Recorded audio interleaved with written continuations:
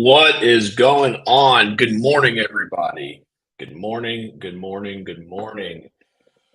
Oh, I'm gonna let some of y'all hop in here before I get rolling with this month's morning marketing update. What are we calling this? Morning marketing update. That's what it's called. Thanks for tuning in. If you're a West Coast person, you're probably viewing this in the future. Sorry, East Coast is just elite. We're just better. We just get a head start on our day. You guys are still tucked away, snoozing, dreaming about sweet little nothings, and we're out here ready to rock and roll already. By the time y'all watch this, we'll already be a few hours into our day. So if you want to be like us, there's plenty of room here on the East Coast, and we would love to have you out here with us. So this is our first ever monthly morning marketing update. I'm not sure the cadence on when I'll do these more often, but I do think that like towards the end of each month, it would be really cool to hop on here and just kind of go over what I think are some of the most pressing or some of the biggest changes that are happening in the marketing landscape, because I think education is important for contractors. When you are making a decision on hiring a marketing company or hiring an internal marketer, I think it's important for you all to know enough about what's going on. You don't need to know it all perfectly at the tactic level, but it is important to understand just the general trends, the way the industry is moving, some of the big things that are coming up here and there, so that you're at least abreast with the changes that are happening in the marketing world. Because if you aren't sharp as a tack, then you're going to fall for a hack. That's what I always say for contractors. So there's a lot of hacks out there, and my goal with these is just to kind of update you on some of the big things that are happening around the marketing landscape, so that when you're hiring a marketing person or an agency or anything like that, you just kind of know some of the general things that have been happening, but then also so that you are just aware of what's happening in the marketing world, so that you can maybe ping your marketing person or your agency and say, hey, I heard that this happened over the weekend. I heard this happened last month. What are we doing to stay ahead of it? What are we doing to get out in front of this new concept or this new change? So there's really three things I want to kind of hit on this month. The first one is a Google change that they made to their ranking system and the way that websites are ranked on Google. The second one is about the ads overspend that I had shared about yesterday. Just a little bit more details about that and what Facebook's doing to kind of mitigate that problem. And then the third thing is about AI, because I know that's kind of the hot topic right now. Everyone wants to talk about AI. So AI will probably be the last one because it'll probably most likely end up taking up all of our time. So let's go ahead. I'm going to attempt to see if I can just share a tab. All right, so that's sharing. Let's see if I can make this. Yeah, now we're talking. All right, this is called the news layout. I feel like a reporter. All right, so here's what's going on. This is something that I had hinted about yesterday in my post. This was published on April 21st by Barry Schwartz in Search Engine Roundtable. So if you don't know who Barry Schwartz is, he's a very respected SEO professional in the digital marketing industry. He's been around forever.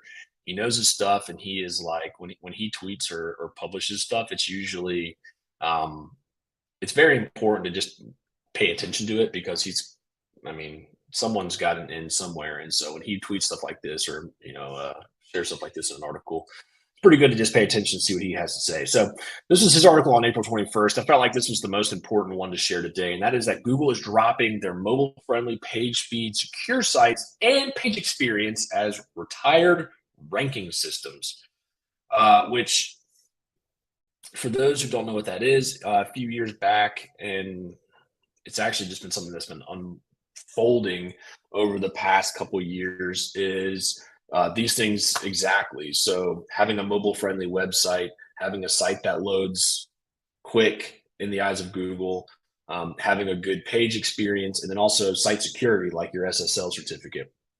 So the important thing to note here is that these are still taken into consideration when it comes to ranking a website. The only thing that's changed is that it is no longer included in the main list. So it's not adding it necessarily to a retired list of ranking factors or ranking signals. It's just been moved off of the main list. So these things are still important. You know, your page experience is still important. Being mobile friendly, I mean, that's a no brainer. Having a fast site is a no brainer, and secure sites are no brainer. So what I think is, I think Google's taking these off of the main list for a very particular reason, and the reason is because these four things are a no brainer. Okay, it's 2023. If your site isn't mobile friendly, then you're just grossly behind the times. If your site doesn't load quick, you're behind the times. If your site does not have an SSL certificate, if it's not secure. So when you look at a site in the top left corner next to the URL, there should be a little lock icon. If you don't have that, it'll say not secure. Then you're behind. So I think what happened, these things all came out and they were huge at the time, and people started making a lot of changes and movement in their website and their page experience and all that stuff, which is great. You should have done that. But I think that Google's kind of getting to a point now where they got bigger fish to fry in their ranking signals. So I think that these are still important. I just think that Google's removing them from the main list of ranking systems just because it's 2023. If your site's not doing these four things, then you're kind of behind the time a little bit on it. And so I just want to go over a few tweets that were included in this article because, of course, some people had some questions. I'm looking for, there we go, there's John New. Most people don't need to do anything different. Good news. This is not a change in how ranking works. It's more about how we've been thinking about these elements. We've seen people hyper focus on these numbers. That's not a good use of time and energy. Think holistically instead. So John Mueller or Mueller. I don't know how you say it. It's either Mueller or Mueller. I say Mueller because it's Muller. John Mueller works for Google. He's essentially like their community manager, if you will. He's the guy on Twitter. If you ask a question about how ranking works or different SEO things, he typically answers. He's essentially your liaison. The only problem I have with him is that he never gives you just like a yes or no answer. He kind of makes you like fish for the answer in this ambiguous response. And so, yes, here's an ambiguous response. Most people don't need to do anything differently, which I think is pretty good. This is not a change in how ranking works. It's more about how we've been thinking about these elements. We've seen people focus on these numbers. There's not a good use of time and energy. Think holistically instead. So I think the big takeaway here for me for this month and moving forward for what we do, what you should be doing, is that your page experience still matters. Your customer still matters online. You should absolutely be focusing on your customer and making sure that experience on your website is one that is easy for them to engage with, that loads quick, that's secure, that their information is safe on. But I think what happens was over the past few years, people have been so obsessed with things like the page speed insights and all these things, and they've sacrificed the user in order to make Google happy. And so I think what Google's realizing now is that, look, if a site loads quick and it's secure and it has good content and people are, there's signals on the site like time on page and stuff like that, average session duration, then I think that is a good indication that this is a good, helpful website that people enjoy being on. So my takeaway here is that if you're a contractor and you're still getting SEO companies sending you sales reports of a page speed insight screenshot, just send them this article. I'll go ahead and share this in the comment section because this is pretty much what's happened over the past couple of years. Is when the page experience update came out and there was a big shift in focus on things like the core web vitals and your page speed and all this other stuff. marketing companies used it as a way to sell you stuff rather than just educating people on what the change was and how it impacts your customers and how it impacts you. So I would send them this article. I see it's not loading here in StreamYard when I share it. So I'm gonna hop over to Facebook real quick and get this shared for you. So if someone hops in your DMs and stuff saying, "Oh, your site scored low on PageSpeed Insights," just send them this article and let them know that Eric sent you. Awesome. Next article I want to cover is something that happened this past weekend. So I got in yesterday morning. I was just checking my emails, doing stuff like that. I actually got messages from Matt, and he shared a tweet with me about Facebook ads. Some type of glitch or error happened in their system over the weekend that caused a lot of accounts to overspend without getting any results. And that's bad. That's bad news. And so I've been kind of keeping up with this a little bit. And I mean, I'm not surprised here because Meta's, I mean, their entire ad manager is just a total piece of trash, in my opinion. But I'm not surprised about this. I mean, they've laid off thousands to the tune of like 11 to 20,000 support and developers and stuff like that this year. So it's no surprise that they're having problems with customer service and their product. But what happened was some people were reporting their CPM, which stands for cost per thousand, or was up 200 to 500% versus the previous day, which is a lot. Let's see, seeing everyone's messages, escalation sent. This is someone from Meta. Product and engineering teams are on it. We take these matters seriously. I don't have more information right now. Blah blah blah. So I was reading on Twitter, and and of course they didn't actually provide any type of like update as to like what caused it or what they're going to do about it. They did say on somewhere on Twitter that if this was something that you were affected by, to reach out. There was a particular, I'll have to put it in the comments later. There was a particular email address you should reach out to if this was something that happened to you. But when I was reading on Twitter about this, it was crazy. There was people who were reporting that they spent $180,000, $200,000 in ad spend just on Sunday alone, when that was not their budget. Like their daily budget may have been, 50, 75, $100. So their total ad spend for the month may have been 3 to 5,000.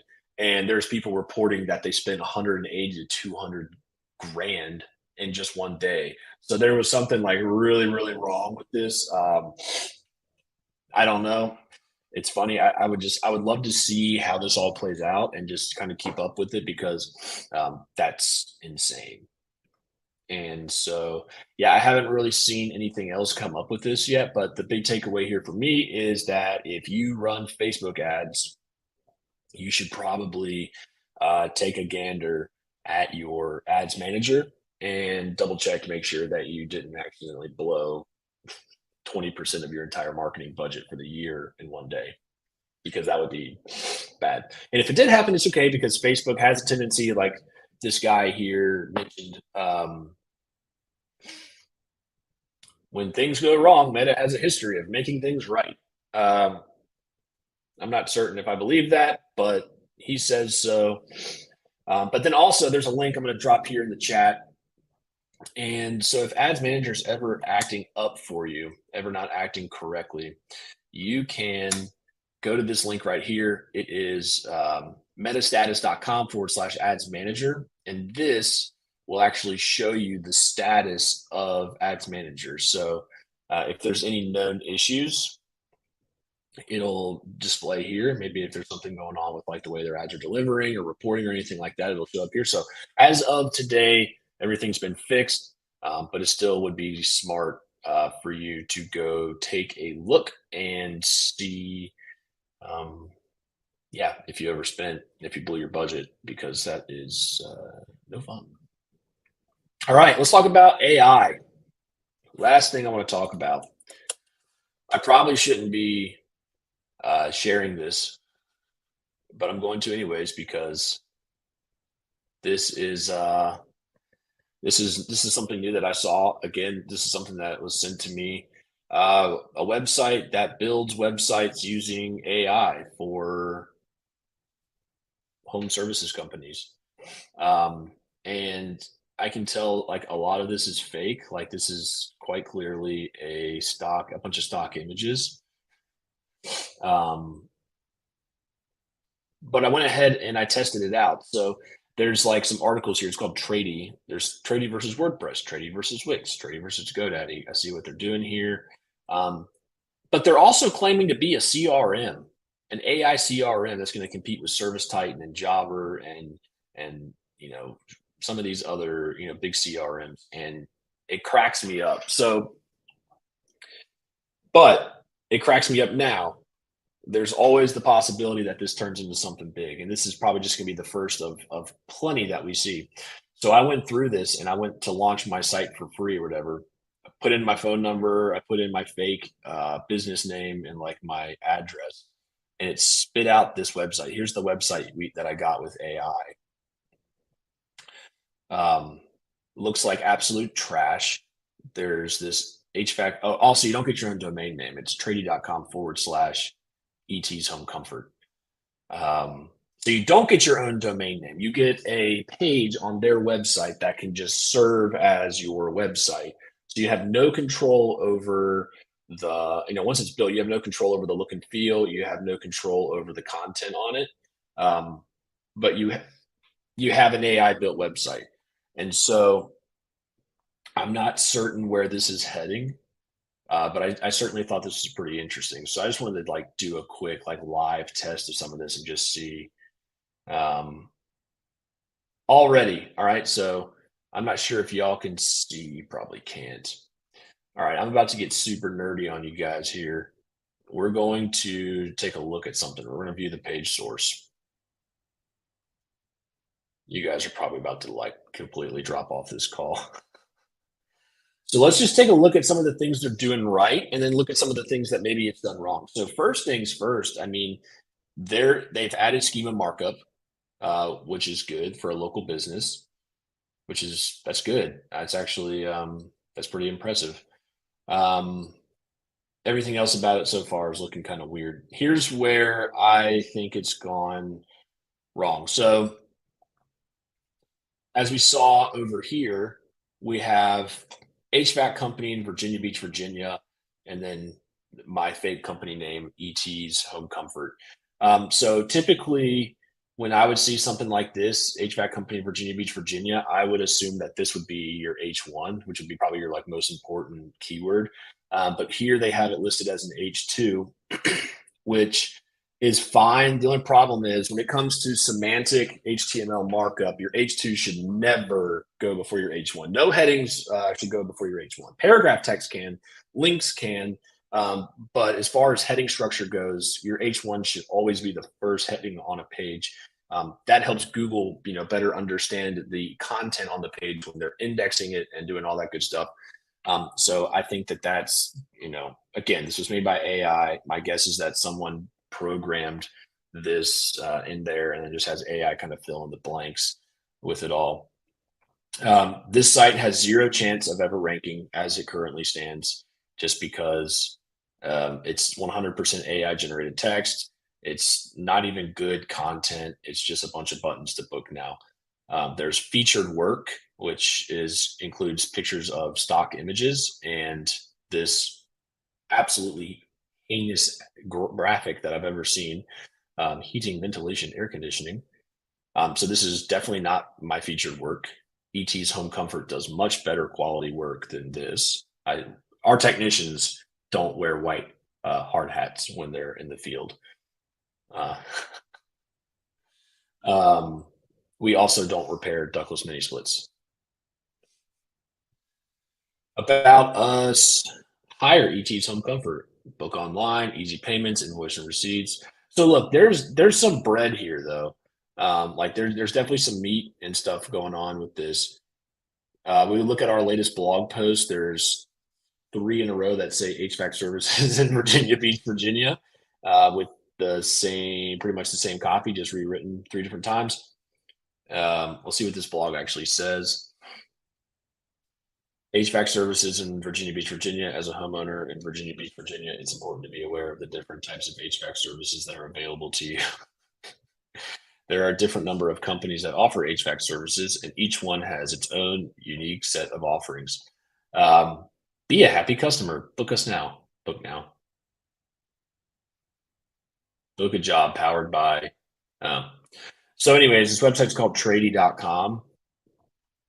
I don't think that this is anything of substance right now that will necessarily be important, but it's like I said, it's just good to be up to date with what's happening. And maybe if you're just starting out and you have no marketing budget, you don't even know where to start, maybe this is good for you. I mean, you go in here, you put in your phone number, your email address, your office location, the services you offer, and at the very least, you're going to get a place where people can at least contact you. Now, again, let's go look at the terms and conditions of this website because my guess is that there's something in here where that customer data that comes in most likely does not belong to you. Right.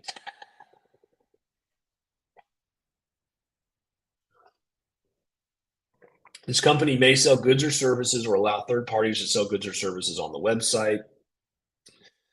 Okay.